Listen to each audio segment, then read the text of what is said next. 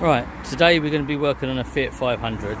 It's a 2009, and let's move away from that for a minute. It's 2009, and we're going to be doing the front brakes on the 2009 Fiat 500. Right, got the wheel off, and we can see the brake disc, which has got a little bit of wear, but not too much. We'll get in focus, yeah. It's not too much there. There's a little tiny lip on there, but that's not a problem. Pad's probably got about 1.5, 2.5 mil lip on there. Right, to change these, not done one of these before. You've got the caliper there, and you've got like a swivel bolt, which is on the top here, and that allows it to slide in and out, obviously, and allow it to pivot. On the bottom, we've got like a pin, and you've got a little retaining, I think it's an R-clip, which is there. So I had to twist that round and get the R-clip facing backwards, and then if we get a little tiny screwdriver or like pick, we can pull that out. Let's see if we can do it. Well, camera's there. That's when it goes flying. I think I'll do it with the pliers, it'll be easier. Right, so there's the little clip. I'll put that on top there so I don't lose it, and then that should just put you that side, it's going to make you crazy on the video. That should just tap out now. I'll put you on the stand in a minute.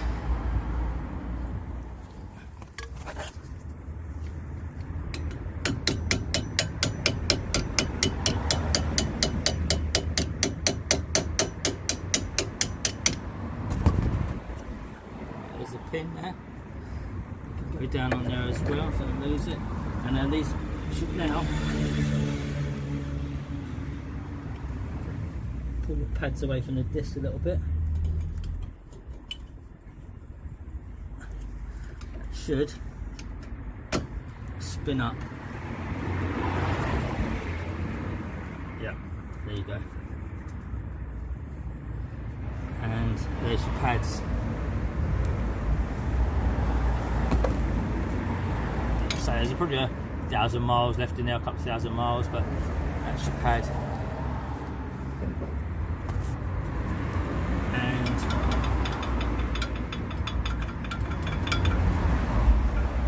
there's the other side, which has got a bit more meat left on it.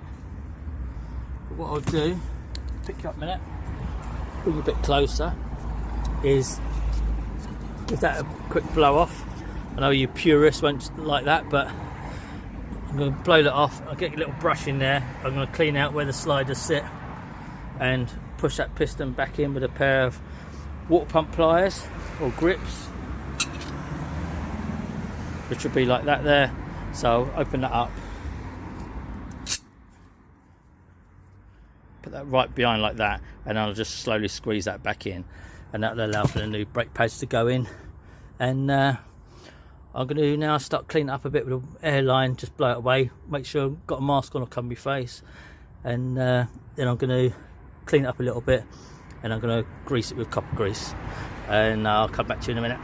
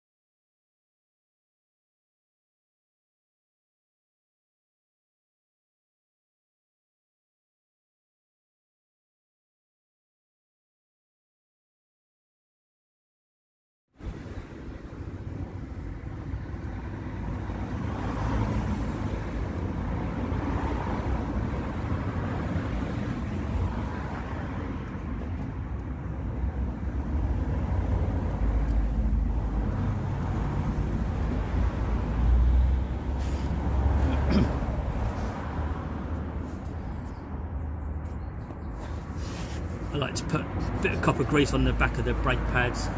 I know they say now that you don't need to, they come with anti-squirrel pads, but I'm old and it's force of habit, so I'm doing it. So it goes on the surface there, and also putting a bit round on the ears where they slide. So that one will go in there.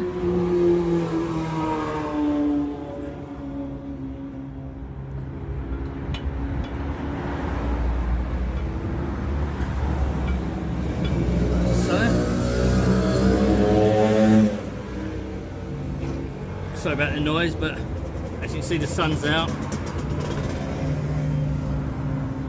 Sun's out, two strokes are out, and you can never get enough of that smell of the old vegetable oil on the old scooters. So that's the other one done, and just plop that in. Be careful not to get none of the brake surface grease on there or on the disc itself. So that's in there like so. That should just slide down over the top like that. Pin, put some copper grease on that as well, especially now we took the wire wheel to it, so you will take off any lubrication or protection it had. So that goes on, and try and remember where the hole is for when you're putting the pin back in. So try and put it in so it's facing the front. If you can get in at all, that is. There you go. And obviously there'll be a bit of pressure there because you've got the spring on there.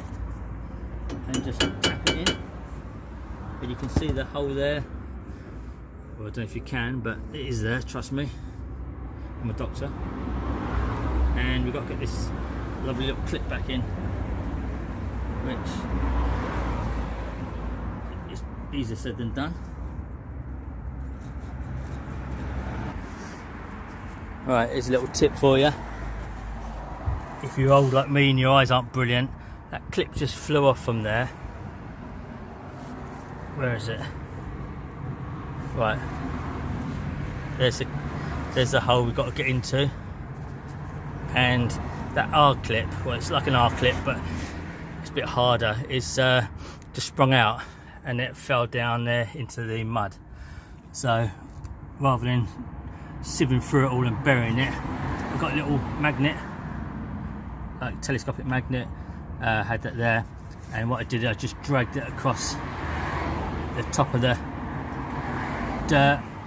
Thankfully it wasn't stainless steel, and it's picked it up, so it's there. So that is a weird little circlip. So I've learnt my lesson this time, and I'm going to put it in with a pair of pointy nose pliers and grip it that way.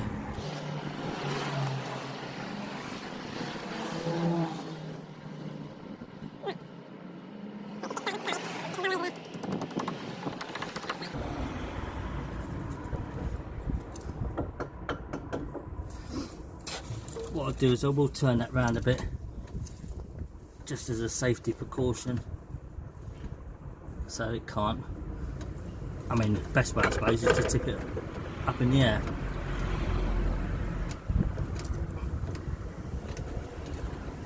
Like so.